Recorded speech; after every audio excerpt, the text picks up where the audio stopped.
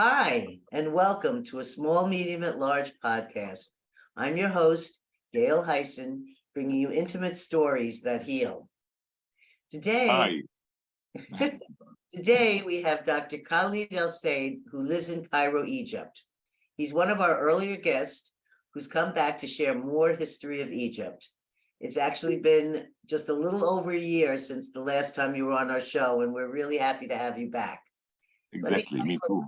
Thank you. Let me tell you a little bit about Dr. Khalid. He holds a Ph.D. in Egyptology. His master's degree topic was chapter 151 of the Egyptian Book of the Dead, with his Ph.D. in the cult of Mantu. He is currently a tour guide in Egypt who will take you to the most magical places there. Today, he will be discussing ancient Egyptian beliefs. Let's welcome Khalid here today. Welcome. Welcome. Nice meeting you. And I'm glad to be here with you, talking to the audience. And you will enjoy our show today, I believe. So I'm very excited about these topics. And I have a list of questions here, and we can just take them one at a time, and you can talk about as much as you want in the answer. So I thought we'd start with learning about what the ancient Egyptian beliefs about life and death are. yeah, that's very interesting. Egyptians used to believe in life and death very different than us today. So we believe that we have earthly life, which is very important for us. We're trying to enjoy it and give it much importance. And also we believe about almost all religions, almost believe that after our life, our body will be gone, and our soul will be judged and will go to paradise or hell, up to what you did during your life. We share the ancient Egyptians in that part, which is the judgment day. So if you did good or you did bad. But Egyptians, first we'll talk about that. That's the we share in that. But ancient Egyptians think very different about life and death than us. So their life is just very little part, which is a prepare. So they prepare themselves in that part for the real life, which is eternity. So, and also there is they don't believe that they will go to hell or paradise. They believe that they will ensure their eternity as exactly as they used to have, exactly as the life they have on earth. Because Egyptians used to believe that they live in paradise, the Nile Valley, and the justice they live in, and the rights they get, they enjoy life whatever they are, and that's paradise for them. So all they look for, get their life back. So life for them is just preparing for the eternity. All they think about the eternity. So are you saying that the ancient Egyptians believed that the time they were on with a physical body on earth was really a short time, because they were really preparing for the real life, which is the place that they go to in eternity, that's after they drop the body, which is their life, but eternal life. So the good example we'll talk about the Pharaoh, because that's what we got lots about them written in papyrus, on coffins, on their tombs. We got lots about, we did know a lot about their beliefs, and of course we know about their trip through the underworld from the Egyptian Book of the Dead, which written in their tombs or on papyrus with them. So we'll talk about the pharaohs, while the Egyptians used to have the same trip, same beliefs. But because we have the documents and the monuments belong to the pharaohs, so we'll talk about the pharaohs. Mhm. So, as I said, life for the pharaoh is preparing for the afterlife. Uh, Death is they don't have the word death. The trips you will make through the underlife, it's very important. Why? Because up to this trip, you will get your eternity, or you will be gone forever. That's the worst thing could happen to an Egyptian, Well, more than hell for us. So to be in eternity or not to be. So the trip will decide. The trip will be your faith. You know, will direct you to the eternity. So what is the trip? So Egyptians, before we go to that point, Egyptians believe that they are body. To make it simple for the audience, believe that they are shape and the car and the bar. To be Khalid alive talking to you now, I need my shape, which is now is my body. It mhm. could be my statue, it could be my name, it could be my carving in the wall, or anything belong to me. That's my shape. Uh, I need the car inside me to be alive, and I need the bar, which is almost the soul we believe in, together. So the car and bar together in my body to be alive. If someone will start a trip, we call dead. So the car will come out and the bar will come out, stay with the body, 70 days of mummification. Then we will bury the body with both the car and bar, seal the tomb. Then right away, the bar will leave the tomb from the false door. Any tomb should have a false door, should have a coffin, should have a mummy. That's to ensure the process of the uh, to get the eternity. So the bar will leave the false door, and the trip will start. Difficult time you will face. Scarab will try to eat you. Gods and goddesses doors you have you need them to open their doors for you to pass. And the most difficult part, which is the judgment day, where you will be judged if you are good or bad. Two scales, heart on one, your heart on one, and a feather on the other scale. The feather present goddess Ma'at, Ma'at, which no translation for the Ma'at, but the closest is justice, Mhm. the good act, or yani, you need your heart should be equal as the Ma'at. You need to have justice. If the heart is heavy, it will drop. That means you got lots of hate. If the heart is, if the feather dropped, Mhm. that means the heart is light, got no love for the people around, and got no justice. I have a So, question. right. Mm, If since what we've seen or know of from the ancient is the tombs that have been dug up, which probably was not the right thing to do. I don't know.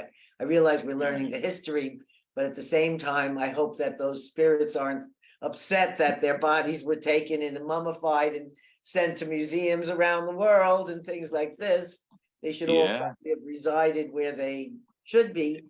But my question is, what about like, because when I was in Egypt, and I went to the tombs, it was usually all people that were of a higher class of wealth, or they were buried with many valuable things. What about the poor Egyptians? Did they receive this in the ancient times? Did they yeah. receive the same type of a burial, or Not in that quality. You know, of course, if you are rich, you have the best quality in everything.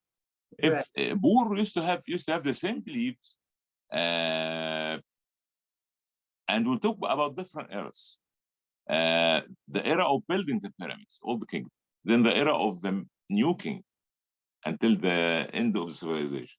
The early days, only the pharaoh used to do the trip.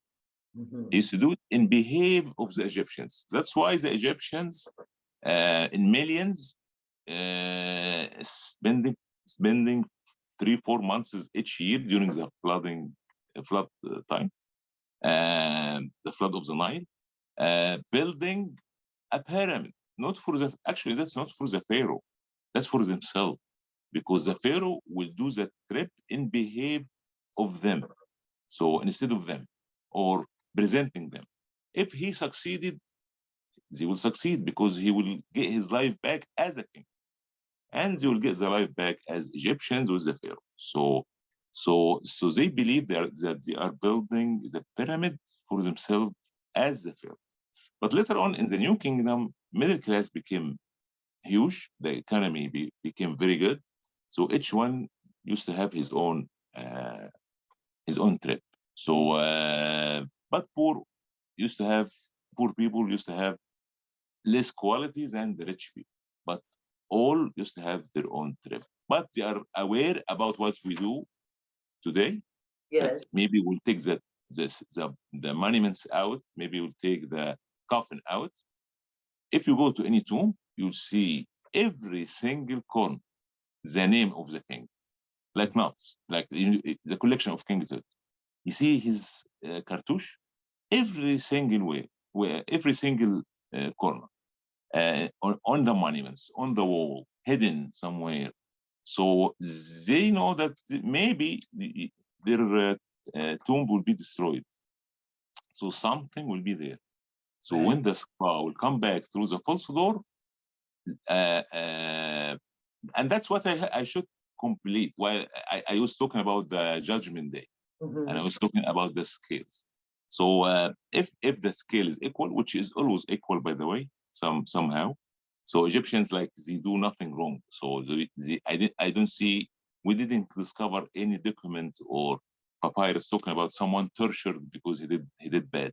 So Mhm. always they passed the trial, and Osiris will decide to get your life back after that. So Osiris is sitting, the chief god of the underworld, and you will pass that trip, get in your life back. Then the Ba will come back to the tomb to be recognized. That's the point we are talking about now. So the Ba will come back through the false door with the help of the magical spells on the door, looking for the deceased to be recognized, the shape, not necessarily the body. Anything belong to the deceased. Uh, as soon as he recognized himself, he will be resurrected in heaven. They located the heaven behind the moon. So that's very much about the what we call death. So that's it is a trip ended by eternal life, and And the life is preparing for that trip. and what are you saying is behind the moon? Is that where the eternal place is, or is that Exactly. behind the So moon? behind the moon. So because you will say, okay, how is he thinking this way? No one of them resurrected. Yes, they are first, they are magicians. They believe in magic. So what doesn't make sense to you? Big deal for them. And actually, they got beliefs to move 50 tons stones from another hill on the other side of the Nile to the pyramid site to build that huge 2.5 million pieces of stones. So that's a very strong belief behind that. No Yeah. slavery, sometime in Hollywood, most of the times they show slavery in ancient Egypt. Never happened. Uh, we got only captives in the New Kingdom. We became an empire. So, like, which the famous king Ramses II, in his temples, you see that he captured captives after his wars. And he used to use captives to build temples and to work for free. Those are the only slaves we got, which instead of killing them, he used to use them to build temples. So Egyptians not really into killing and torturing and stuff like that. It's But not they part are, of it. yeah, but they are kind of aggressive with the enemies of Egypt. You can see that some aggression on the temples for the enemies of Egypt. but between Egyptians, the Pharaoh and the Egyptians, he will not pass the judgment day if he got no justice with the rest of with his people. I like your image of Yeah, the scales and putting the heart on the scale. That's like the perfect body yeah, part to represent the soul of the person. And if they have a heavy heart, that they've maybe had a lot of anger or hatred or things in their body that they're still yes, carrying with them in the death. But if they lived a lighter, happier, more compassionate, loving life, then the heart would weigh lighter. I think that's exactly. a beautiful Or equal skills. Yeah. So very. that's it's also something you can imagine. Mhm. So and it's part of the Egyptian Book of the Dead. So the Egyptian Book of the Dead is the guidebook. It's like when you travel, you need a guidebook with you. So to be sure that you'll be safe, to be sure that you'll use every single minute in that trip to be happy or to explore another country. Also, you need to know every single detail about this trip. Otherwise, you're stuck. So that's very much the guidebook the Egyptians use to pass the trip. Now, the only book I ever heard of before was the Tibetan Book of the Dead, but I had never heard that there was. I'm wondering if every culture has their own Book of the Dead, where they Yeah, describe what for them in their culture their beliefs are. So, have yeah. you ever looked at the Tibetan Book of the Dead, or was that written around the same time as the Egyptian Book of the Not Dead? really. I believe the ancient Egyptian book of the most ancient book. It's the So oldest. the earliest. Mhm. So because the Egyptians the earliest to have a written language uh, that way, and also the earliest to uh, invent paper, papyrus, so to Virus. write that on.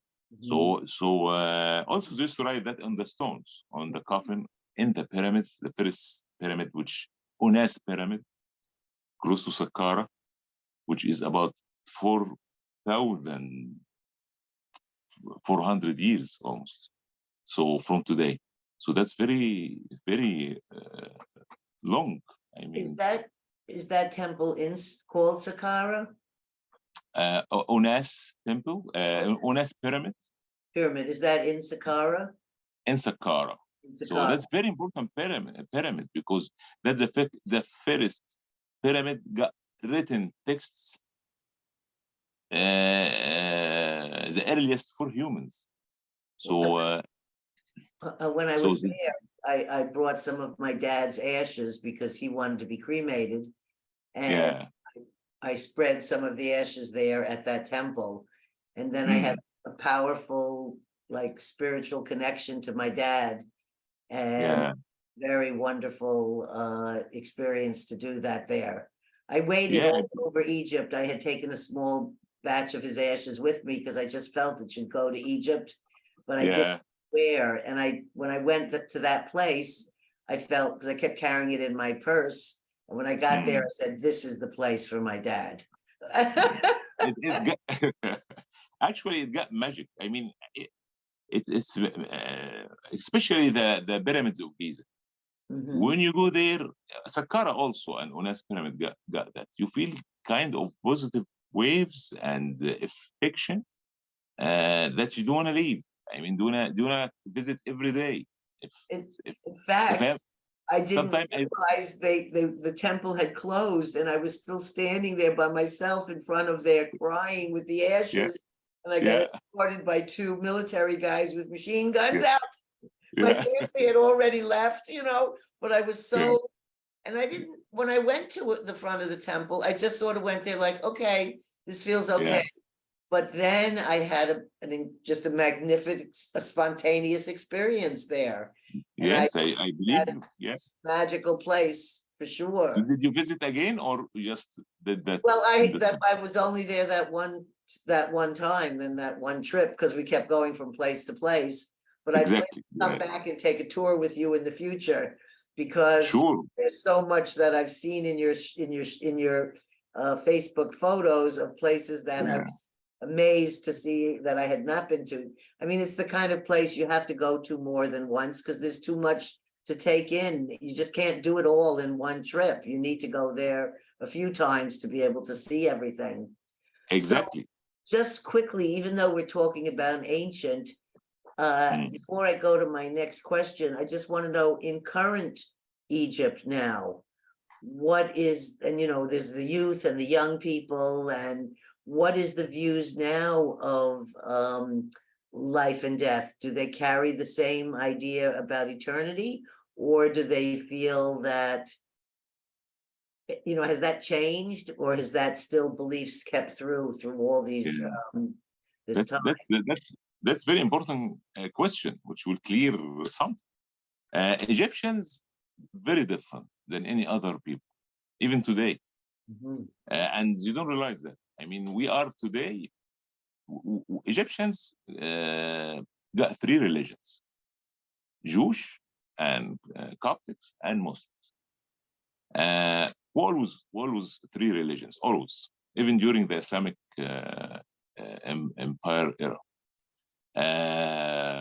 Recently, in the modern history, I mean, some of the Jewish left to Israel, but we still have some didn't leave, and their families live very little now. So, but always our community is uh, three parts, and we live in conciliation, and we live together uh, in total conciliation since early days.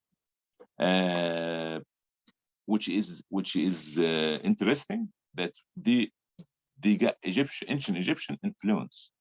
Mhm. Our Christians, we call them Coptics.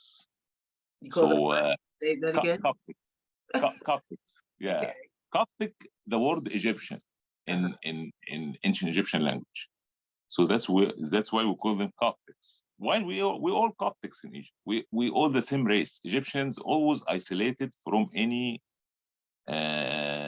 civilization, any occupation from other civilizations, like the Greeks, the Romans, the Arabs, never merged. So we have about 95, more than 95% of the population, same race.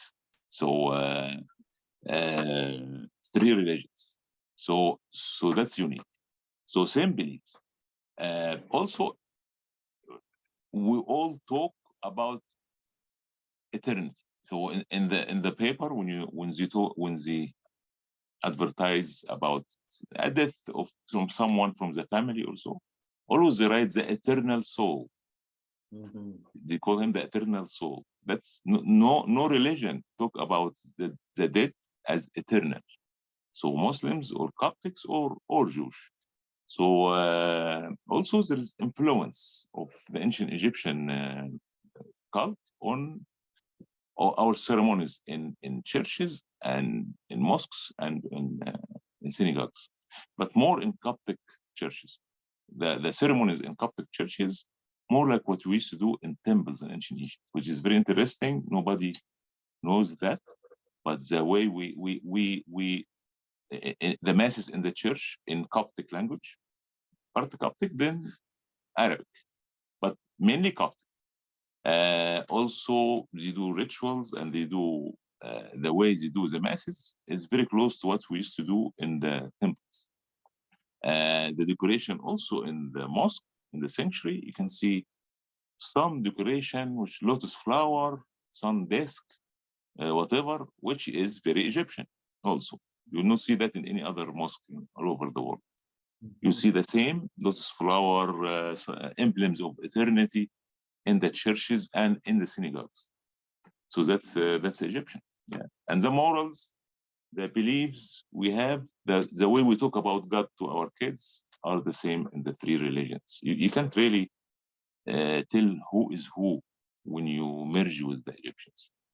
But of course, the Jewish is little number. So, but mainly the Coptics and the Muslims, uh, the same people, the same beliefs, but the Coptics go to the church in their feasts, and the Muslims go to the mosque in their feasts. And actually, some feasts we share together, like Easter. That's very, so, We have and ancient Egyptian. so Yeah, so then you have synagogues, churches, and mosques. yeah, all Those are open. the three, and everybody gets. Synagogues, you know, we have tens. I don't want to say hundreds, but all of them open. I mean, while we have almost very little number, the only one do the services in downtown in Cairo because the number is little, and the rest open without services, still open until today. And we did some renovation. We did renovation for those synagogues, so because they are Egyptian. So many people don't know that because media really don't show. Always talk about negatives, don't really show positives at all. Right. Not little at all. So you got images which is I have to say not not related to reality. Right. So yeah, The media shows different things and focus, totally focus. different than what the people are actually experiencing. Exactly. Even if there is negatives, which is there, but you focus on it, so you think it is everything. So I so felt the, very the welcome in Egypt. I come from a Jewish background, but there's sometimes when you go to some countries and you know they feel something about yeah, Americans, or you don't really feel welcome, and you don't really, you don't yeah, want to do anything that would upset anyone because you want to show your best sides. But in Egypt, I felt the most at home there. I didn't feel at all uncomfortable.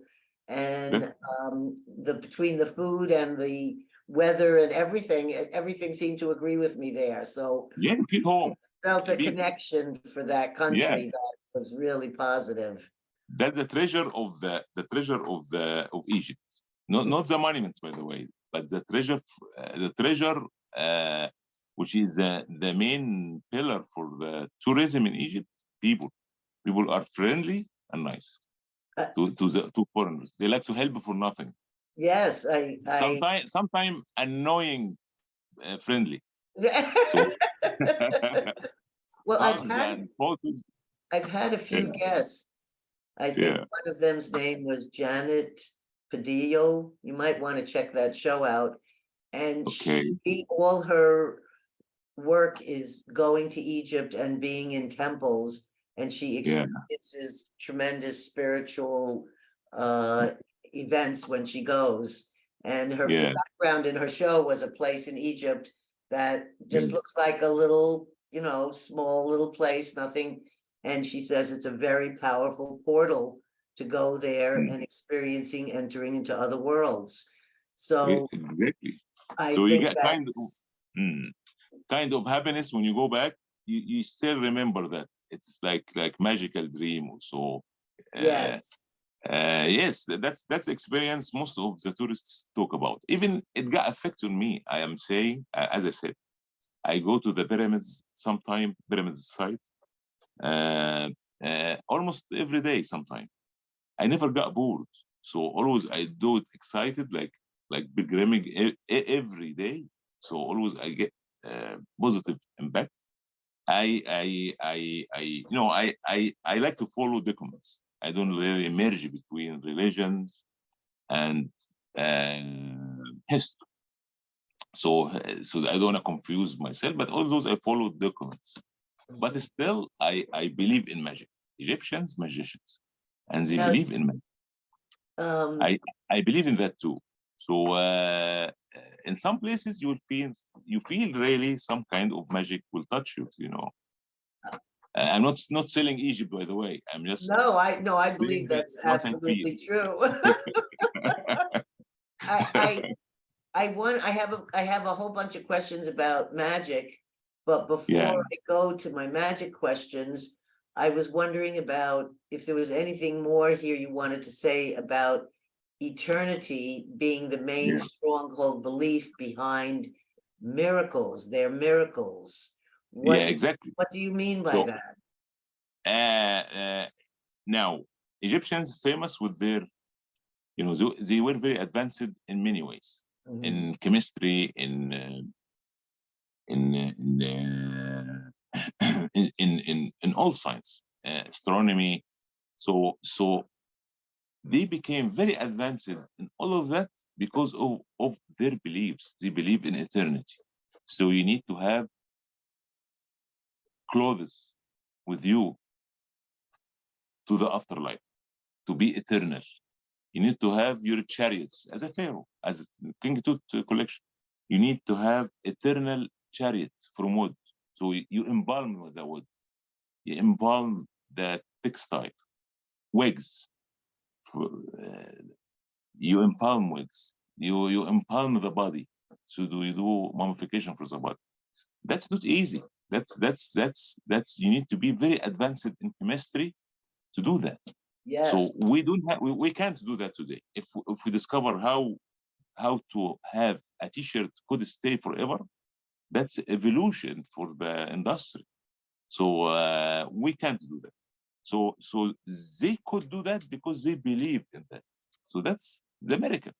I mean, they did miracles in science in many ways. In engineering, they built pyramids that size. They moved stones 50 tons, like a little toy, from 20 kilometers from the other side of the Nile to the side, from a hill or a little mountain to the other side. So that's you can't understand that. no, So that's a miracle. But there is a belief behind that, belief in eternity. See, I should do that to be protected, to have a tomb protect. No one can demolish. mhm. So there is a belief behind that. So now, you know, after years of that belief, lots of miracles we don't understand today.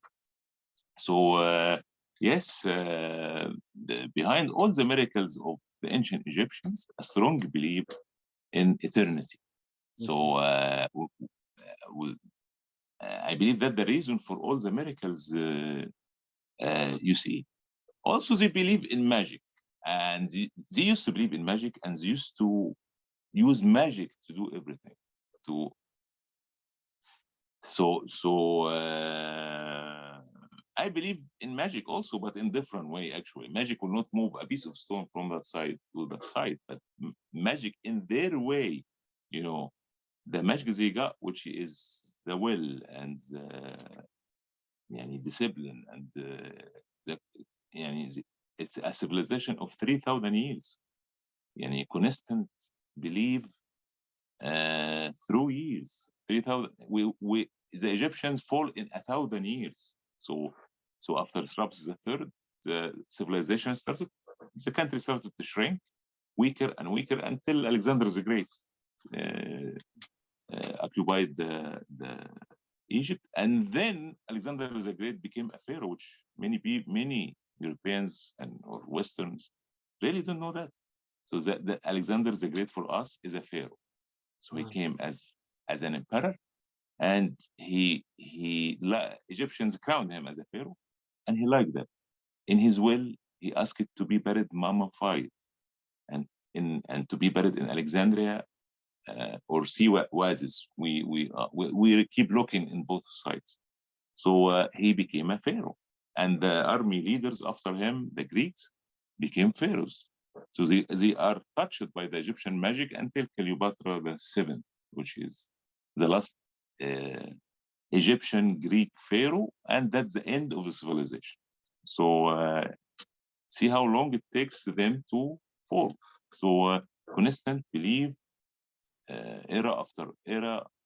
Uh, I, that's behind all the miracles you see about or you hear about ancient Egypt. I, I too believe in magic. And Yeah, I also believe that part of the thing about magic is that it's meant to be kept a mystery, that you're not supposed to know because it takes away from the magic. You're just supposed to accept that it's a magic and that's the way it is. A lot of yeah, scientists want to prove this or prove that. But I yeah, find that some of the things are not meant to be explained. It's meant to exactly. just be accepted. that it's real. In our books, priests in temples used to do magic. The story of Moses, or in all the books actually, Mhm. they used to do magic, and also a simple thing. I mean, the music what we hear today, and music can make you happy or make you sad or make you Yes. cry. Music can Give you bring for you energy. bad memories or good memories, or Mhm. music invented in the ancient Egyptian temples as a tool of magicians. So they do magic by this by And music. what So they can affect the what people by the music. what's been very popular, in fact, I'm going to experience one this week, is a lot of people are doing what they call sound healing. And Yeah, they go to a person that's a practitioner who's yeah, learned something about using the tool of the instrument. And you yeah, lay down and there's no talking, you just listen to sound.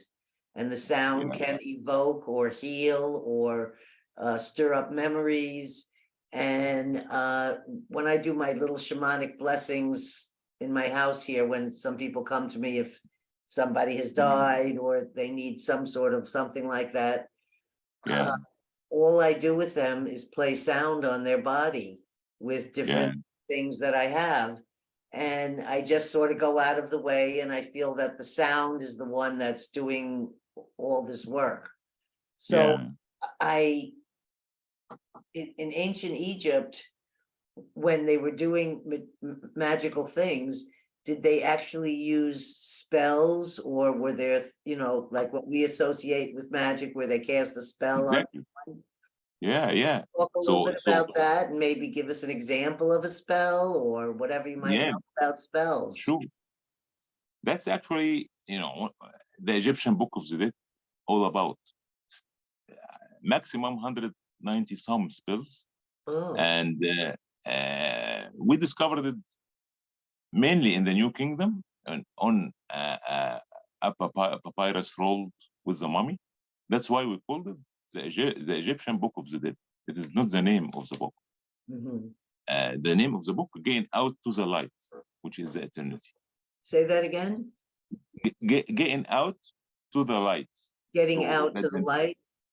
that's the name of the book. Oh, So which the light is the eternity. mhm. Hollywood used that, by the way. Hollywood make a fortune of money and and fantastic stories from the Egyptian book of the driven from Mhm. inspired of that. So that going out to most of the horror movies, they show you that the reaches a light, whatever. So that's driven from the Egyptian book of the dead. No, not exactly, of course, but driven from. So that's the name of the book, Again Out to the Light, which about 990 spells.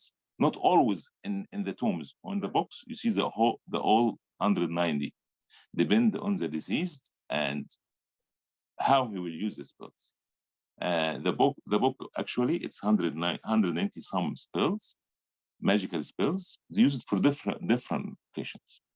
Most mainly they will use most of that not for the dead only, for the living also, because also it got moral codes in that book. So we have 10 commitments in our books today. They got about 90 some commitments in that book. So if and they went really far in morals. So we didn't reach that. We can't reach that today. Mhm. So some of them, if you take a long look for the wife of the neighbor, you will not pass the judgment day. If you abuse any kid or a woman or animal, you will not pass the judgment day. If you abuse the usage of the Nile, of the valley or you Can you you can you clear yourself of the bad things you've done? Like in Christianity, I know people go to uh confession, and that's supposed to get rid of the things that yeah, they've done. Is there that something like that, so that the person who abused their family or did these things, is there a time in life before death where they can heal of that, or does that stay with them forever? They are not clear about that. It seems like they all did the good act, so they believe that they are perfect. So that's reflected on their monuments, by the way. They used to carve themselves perfect shape, body shape, and also you never see scenes of someone tortured or did Right. bad thing or threatened that if by a god or goddess that if you didn't do that you'll go to hell or you will be uh, uh, punished. Mhm. So it they are we didn't discover any tools for torturing. No discovery for jails or of course of any of that. Wow. So we didn't have a clear view for how just to punish. It's a religion without punishing. It seems for me like no punishing. I mean, it's you It you seems love what the you love your codes, beliefs. the The code, codes, the codes help yeah, them to keep their life in a more positive way. organized and perfect and consistent. Of course, you just have a system and like حور محب stila. They have punishment, of course, like he which is the first written stila talking about corruption. So Egyptians used to fight corruption. So حور محب got stila, warned the officers. So anyone will take more than the taxes he will decide, he will break his nose himself. So yes, if that's if that's the answer, yes, there is some punishment which is to keep the codes and the morals uh, in shape Mhm. in a certain way. So and the pharaoh used to be responsible for that. So and that's the justice what he used to follow. So and maybe that will take us to another point. Yes. That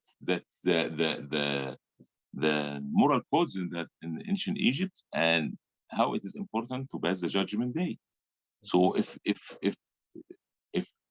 what we call today women rights, kids rights, human rights, Animal animal rights, rights. we keep talking about that while we didn't reach that.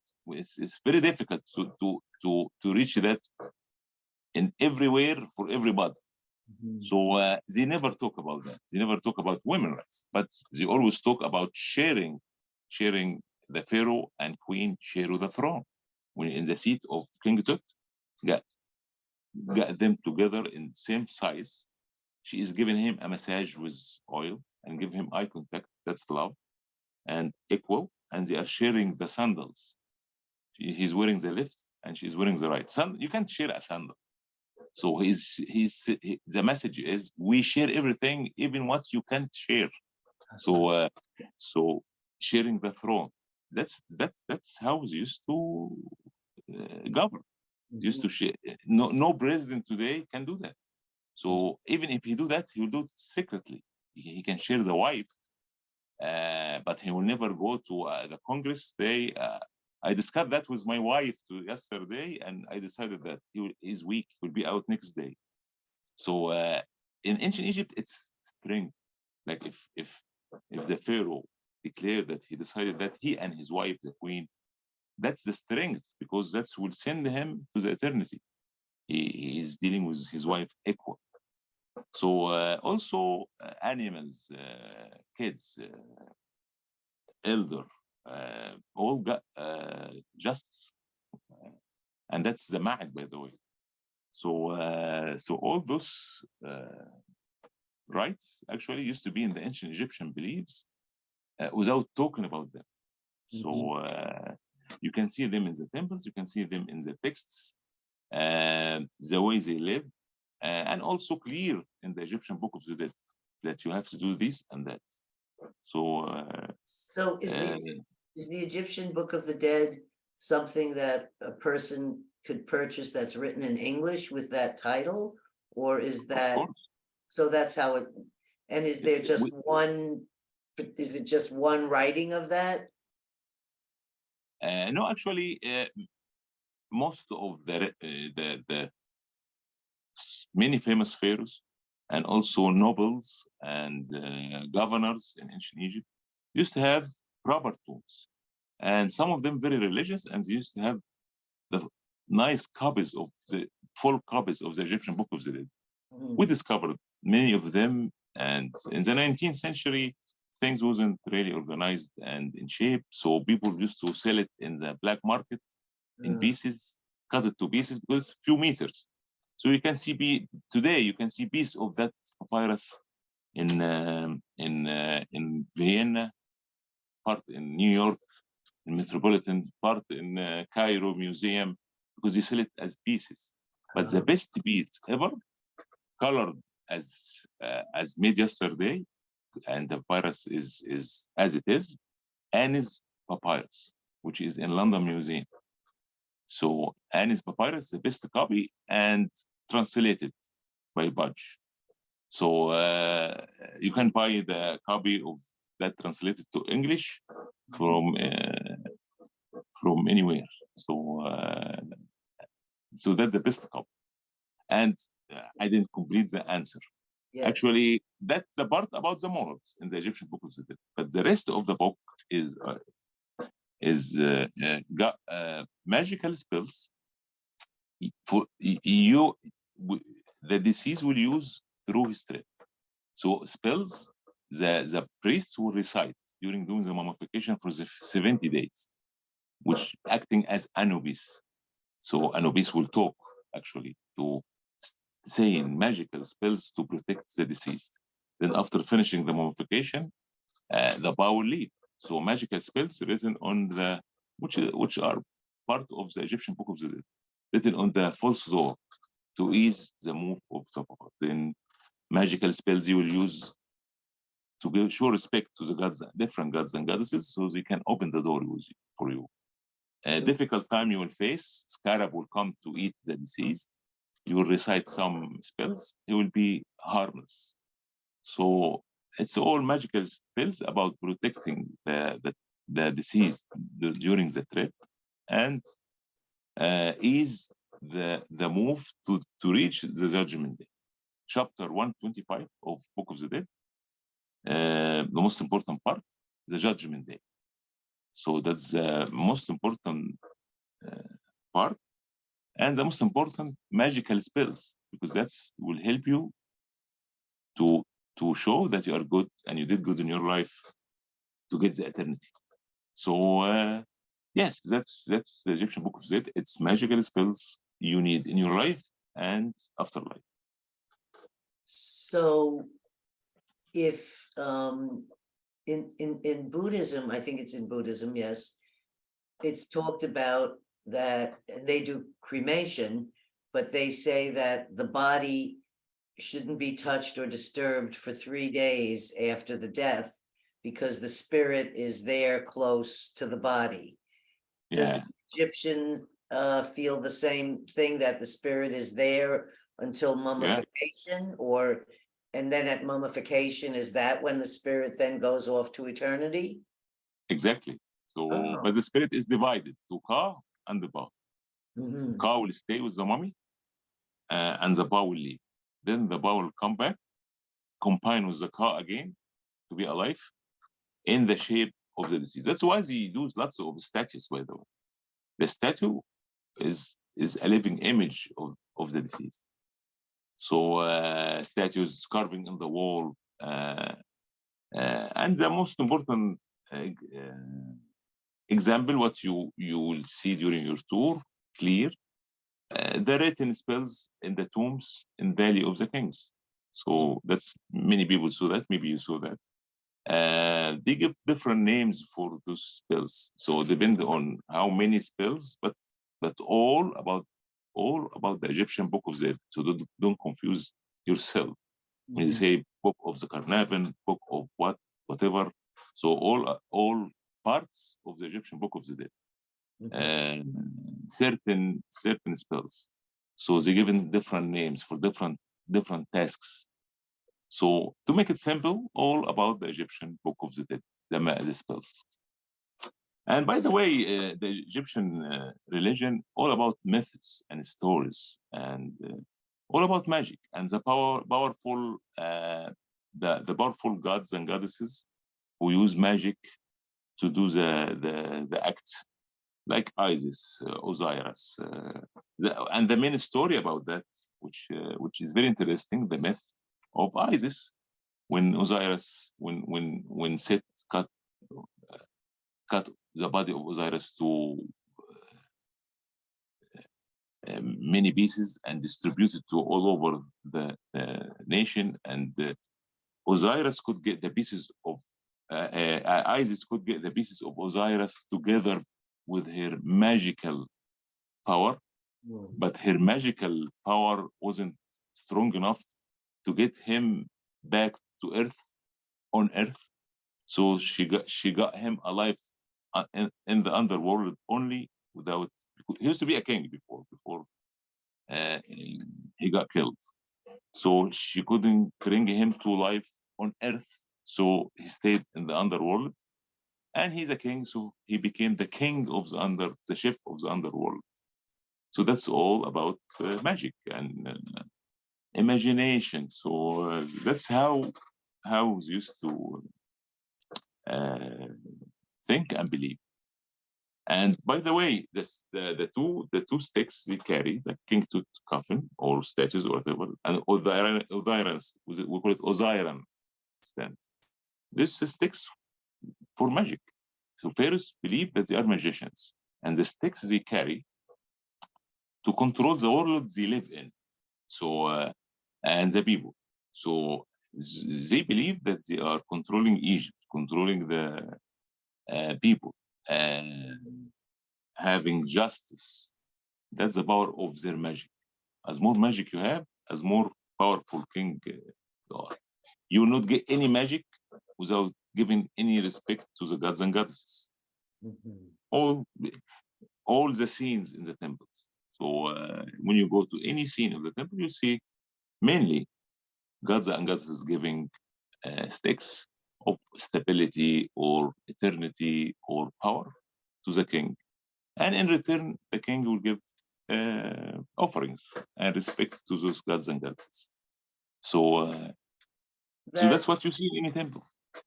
That brings me to another question I have, which has to do with rituals and ceremonies. Yeah. And I'm wondering what type of ceremonies did they have in the ancient times? I know there were many, but we could just say a few. And for what particular occasion? And is that still going on today? Or rituals and ceremonies are two different things, so it's really two different questions. So how about if we talk about the ceremonies first, and then we could talk about the rituals? Yes, we ceremonies. We have the first. We have the oldest, which is the Hepset feast. Mm-hmm. Hepset feast, which is kind of re-election, the re-election today. Mm-hmm. So the Hepset feast is a ceremony, or and they do this ceremony every 3 years, or supposed to be every 3 years. So what they do in that, they celebrate the king will wear the custom of upper and lower Egypt. First upper Egypt or lower Egypt, then he will go to celebrate that with the governors in a huge tent, then go to the back theater, change clothes, change customs, and come back to celebrate as the king of the opposite side, Upper Egypt, Upper and Lower Egypt, so Upper Egypt now. Then after that, he will chase a pole, the Spanish game. Like it's driven from the Egyptians too.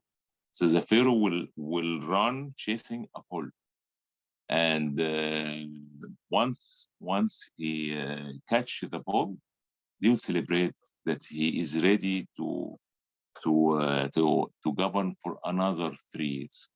So that means he is mentally and physically fit to do the job.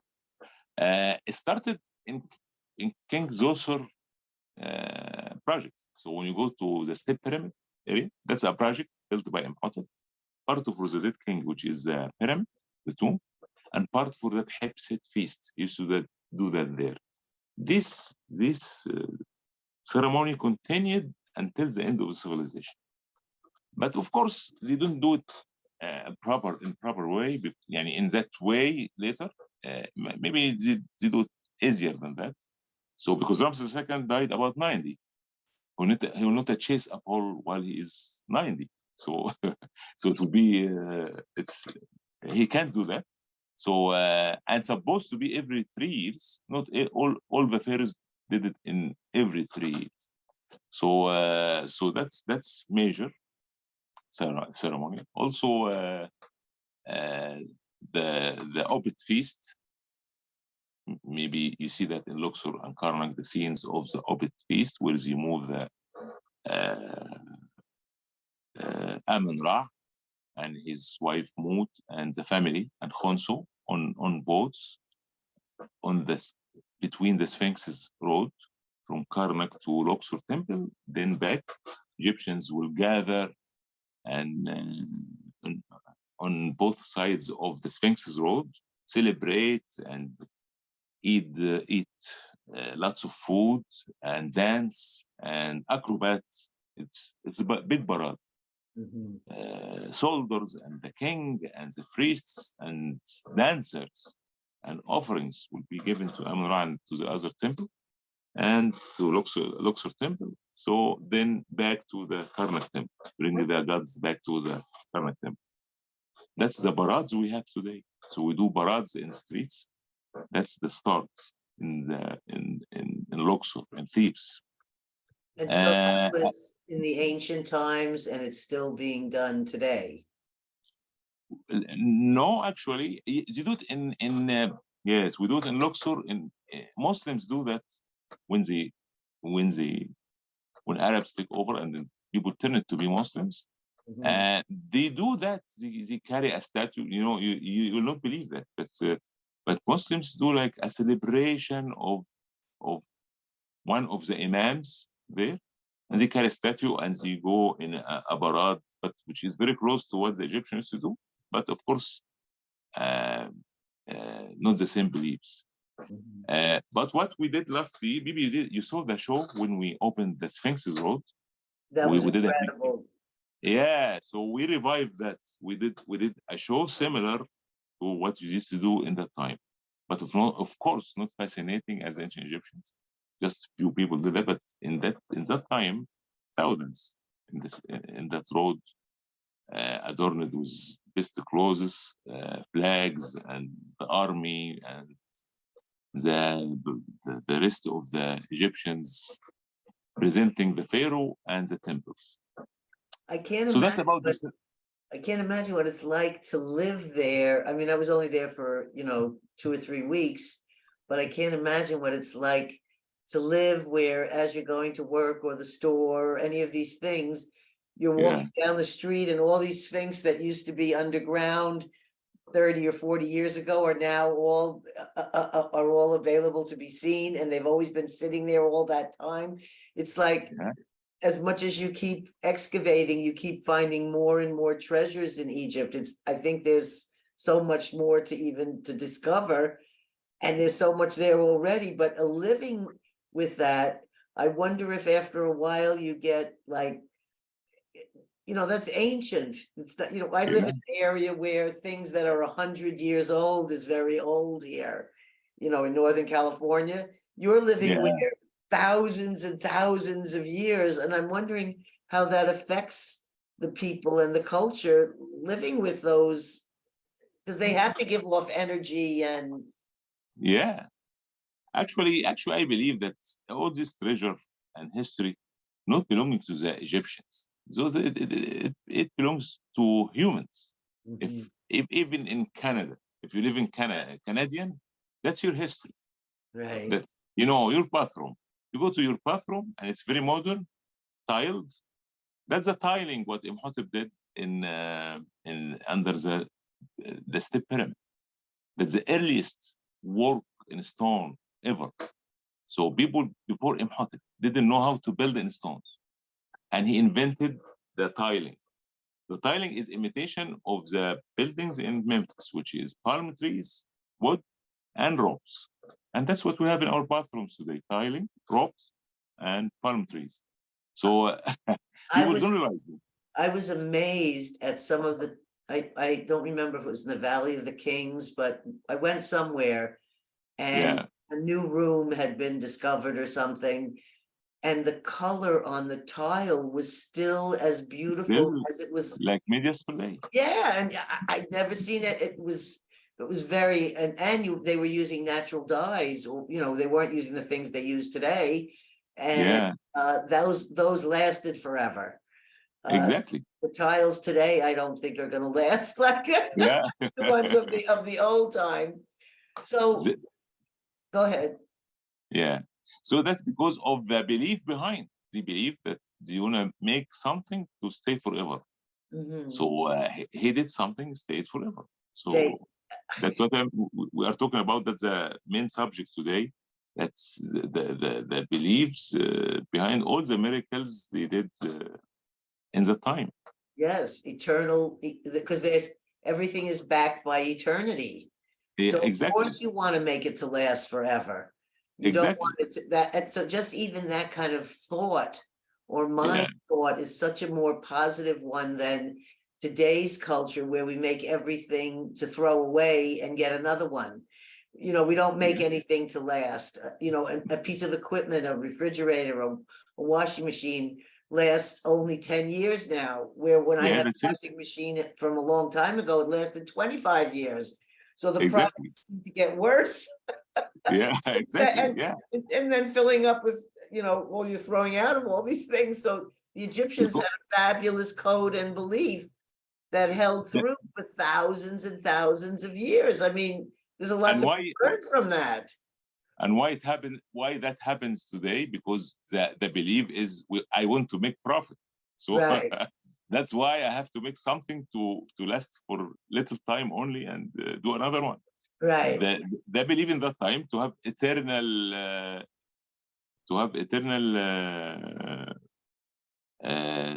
age for eternal life, for everything, for anything they do. So I want to go on to rituals, and after the rituals,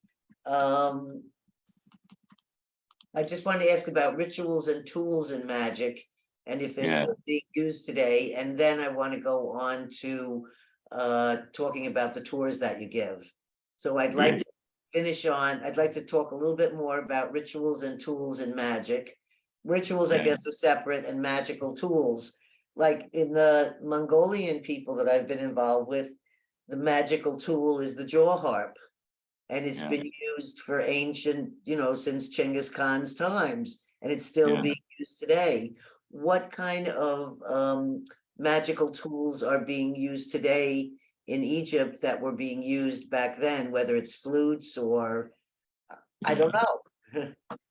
Actually, I want to make it simple and interesting for the audience. The music and the instruments, what we use today started in the temples, and the priests who used to do effect on the people and control the people in the time. Still until today, we have singers and actors.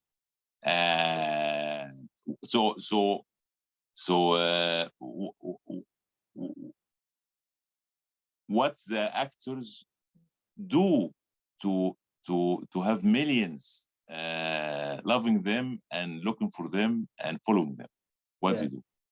They use magic. They affect the people by their magic. The singer Michael Jackson got millions all over the planet. Like the sound the way he sing and the music, which is unique, he used to do. I believe he's a magician. It's magic. When you hear it, you feel better. You get positive waves. So that's continued until today. The priests used to do that effect by music, and musicians do that today on us. They affect us. You can't do most of the people who go to election use music and to affect you sometime in their in the TV shows or whatever. When you go to war, use music Mhm. to to to, uh, to encourage the people to fight. So certain music can push you to give their life for some reason. So music really uh,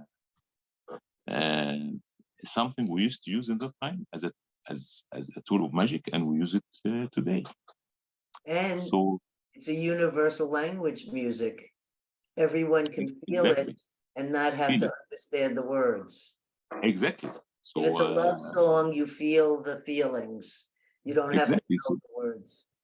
So it's developed and continued until today. So Mhm. with same way, by the way. So, but instead of having them in the temples, we do them in theaters and on internet or on our equipments. Mhm. So that's very much magical tools we use for certain reason. By the way, music used also to spread some ideas and I don't say sometimes agendas, you know. So you get very nice music, effective music, and you put the words which will affect the people. So sometime not all like that, but sometime you use the music. You hire the best musicians so to affect the people, but the words of the music is pushing you for in certain direction because they know that it will affect you. So people use music today to do to affect people. Yes.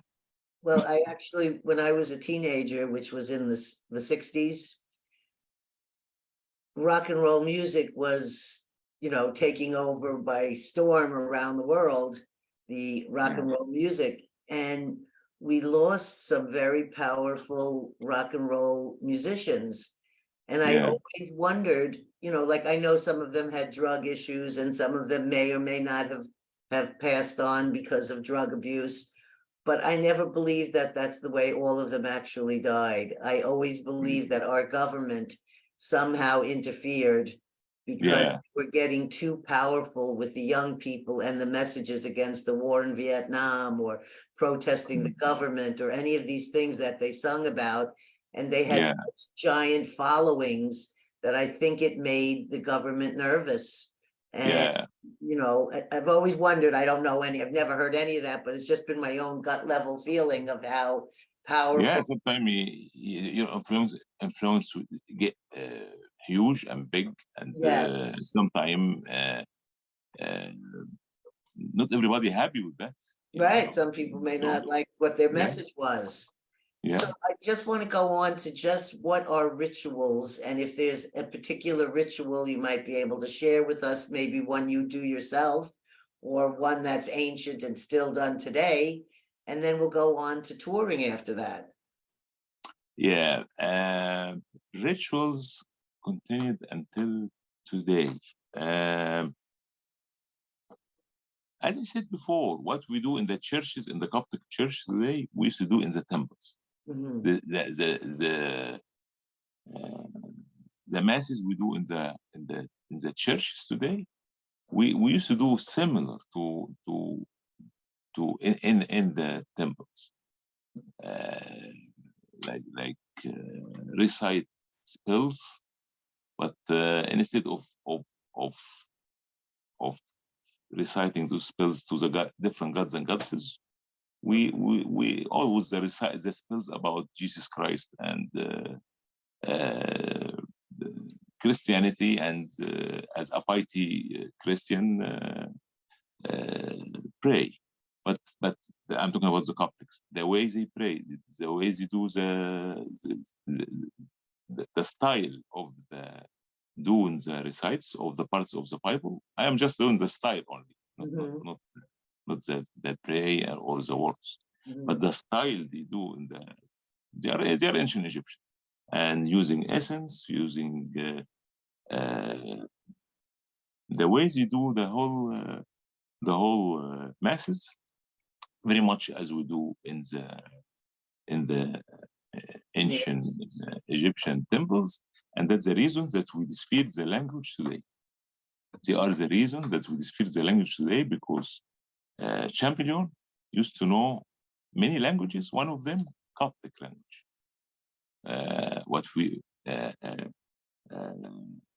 So when he deciphered the language from Rosetta Stone, he deciphered only the letters, but he couldn't really know the pronunciation.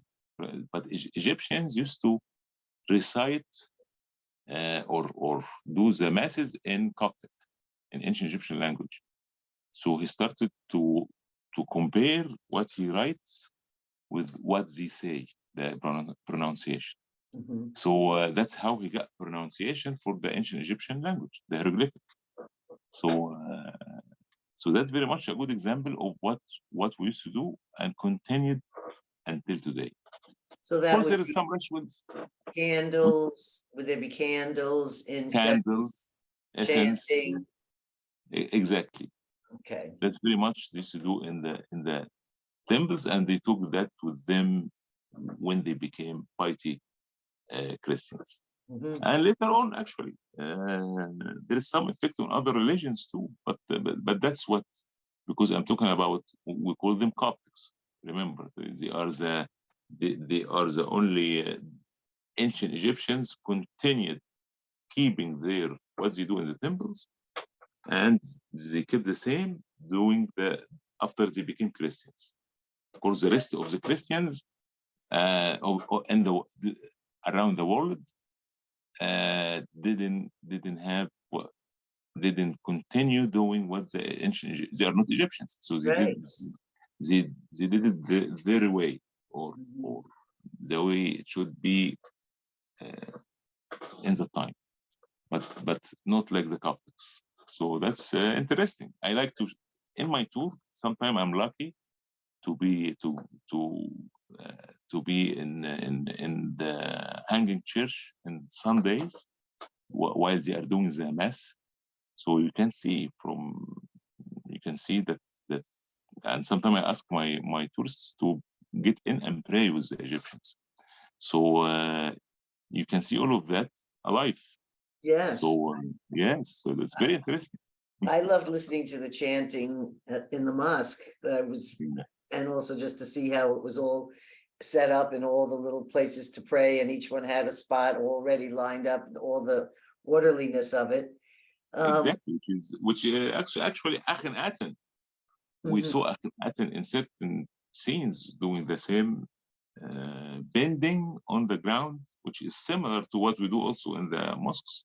Yes. So we are affected by what we used to do in ancient time.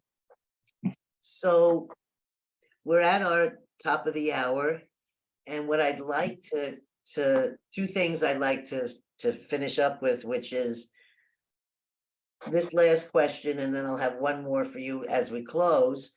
But I was wondering if you could, and take as much time as you like, if you could share about the tours you give and the places you will take them to, and if you could tell them, if someone listening to the show is interested in going to Egypt and having a tour with you, I'll have it on our description, but I was wondering if you could just verbally tell them if it's an email or a website or where they should go to contact you after you tell us about the tours and the places you would take them to.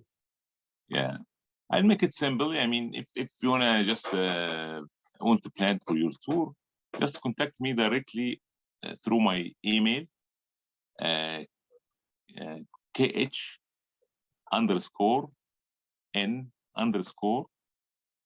my last name ELHENN,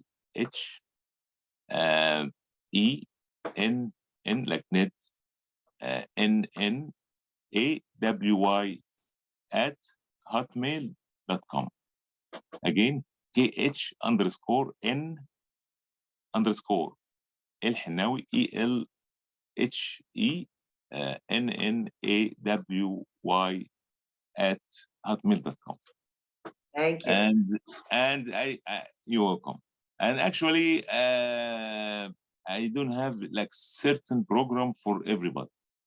Up to your interest, we do that too. So, and of course, I like usually people look for the classic tour, which is Cairo, Luxor, Aswan, and I believe Egypt today more than that.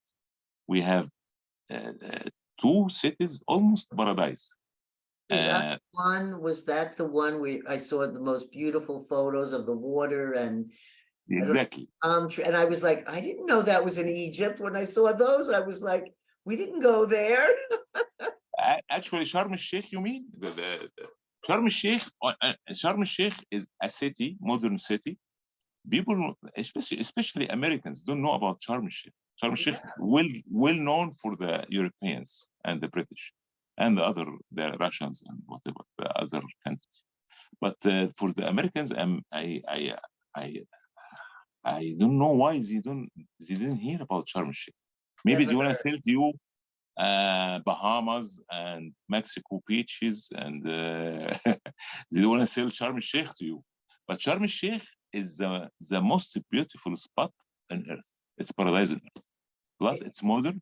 It's not belonging to a developing country. Mhm.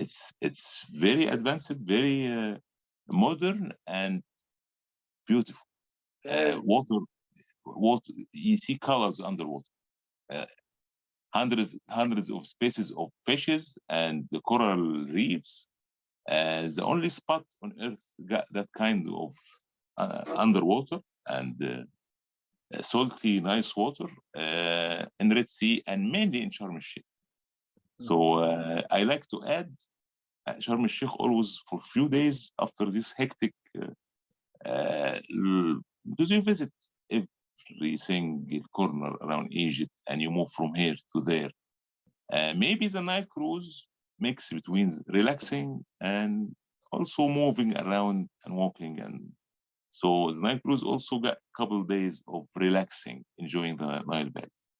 But still, to go to Sharm el-Sheikh after, you will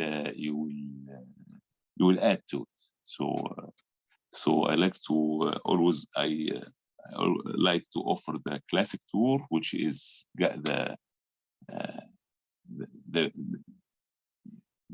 peak of the tour, of course, the visiting the pyramids, Valley of the Kings, Valley of the Queens, and if you're interested, we can visit more important pyramids. Aswan, as you said, amazing city with lots of monuments also. Abu Simbel also very close to Aswan, so you have to, if you like, of course, but I recommend it to visit Abu Simbel, close to Aswan. And later on, you relax for 2-3 days in paradise, which Sharm el-Sheikh. And the Sharm el-Sheikh got magical sun, by the way. My family like to visit every year. So you feel, you just stay on the Red Sea, let the sun hit you, you feel really happy. So you forget every single negative thoughts. Yes. So you feel really happy. So I like for our audience to have this kind of experience. And I do it my way, by the way, the way I do the tours. I accompany you once you come from the plane and send you back to the plane. So I'll be with you in every single step. And in some parts, actually, sometimes I leave you alone. You feel like I want you to feel the spirit of the places. So, but of course, I'm with you all the time. So, I so want to that's how say, I do tours. last time we talked over a year ago, things have changed drastically in tourism, because a year ago it was still the tales of COVID and people weren't ready to travel. And the posts that I've seen you'd had recently in Facebook is that you were so busy. I'm so glad you had time to do a podcast, because there've been nothing but tours and people coming from all over to enjoy being in Egypt with you. So I'm very happy for you that that has changed. And everywhere, of course. It's surprising me. Actually, you remember 2, 3 years ago, I kept saying to my tourists, Egypt is safe, Egypt is clean, Egypt is, that's the most, it wasn't that expensive like now. I kept saying that's a chance for you. Please use that chance. That Egypt is empty. Sphinx will be for you alone. Value of the things will be empty. Um, last winter, uh, I shocked with the number of tourists. It's like invasion. It wasn't tourism. It was Yes. invasion. So hundreds of buses waiting. And if you visit Egypt, of course, many of the audience visit Egypt before. Uh, Under Mina House, Oberoi, waiting to come up. I spent 2 hours to get in the pyramid site. So that's a new record in tourism. So I believe next year So the is there a time of year that is not as crowded with the tourists, but still a good time where it's not so hot? That yeah, is there of months course. that what's the good month for that?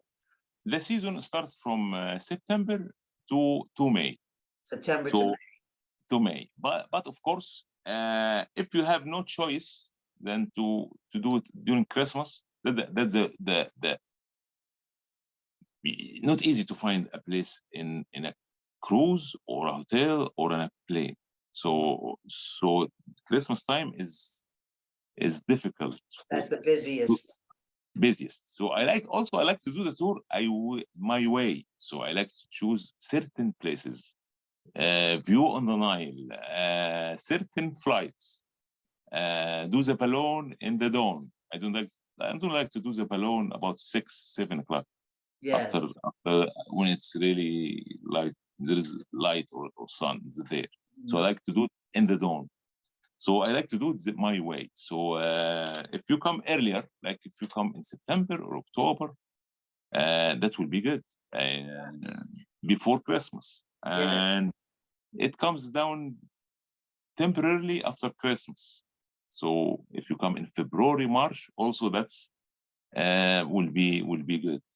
But Mhm. still, the season from the end of August, weather will become better. See, September until May. Until May. Still, June, July, August, not bad if you like to come in that time. Mhm. Also, we can do it without suffering, but still, I like you to enjoy. I mean, to enjoy the walking and to enjoy our sun because the sun in Egypt, magical sun, Yeah. heals. By the way, we didn't talk about healing.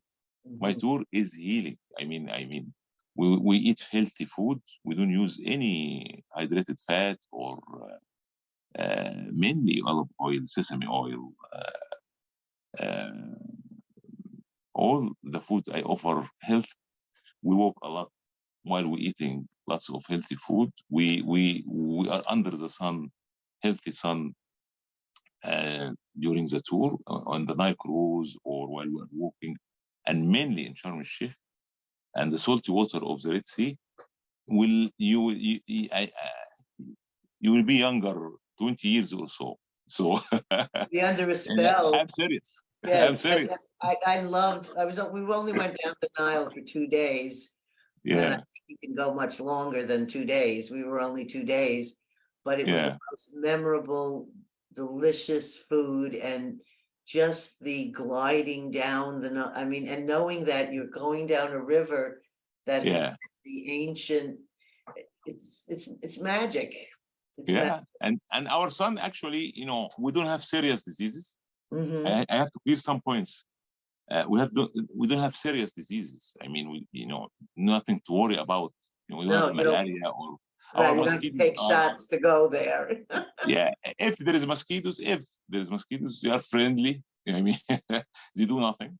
Uh, uh, and also the sun is healing, as I said. Uh, uh, uh, Most of the people think about terrorism and terrorists. The news, the good news, what the media doesn't talk about, Egypt is the safest spot on earth today. Wow. You'll say that I'm exaggerating the point. No, I'm not exaggerating the point. I live here. I saw how it used to be and what we did. We are fighting terrorism about 10 years now. And what the media doesn't tell you, that we won the battle. We won the battle against them. On the only country in the world won the battle against terrorism. They are out of the nation or gone. So a huge fight in Sinai and around the nation. And also we are fighting all the radical, the only Islamic country fighting the radical beliefs. So in mosques, in churches, no hate speeches. So the government is tough in that. So we don't have any terrorists or terrorism organizations or we don't have any of them can do any act in any part around the nation. And I know what I'm talking about. The country is very safe.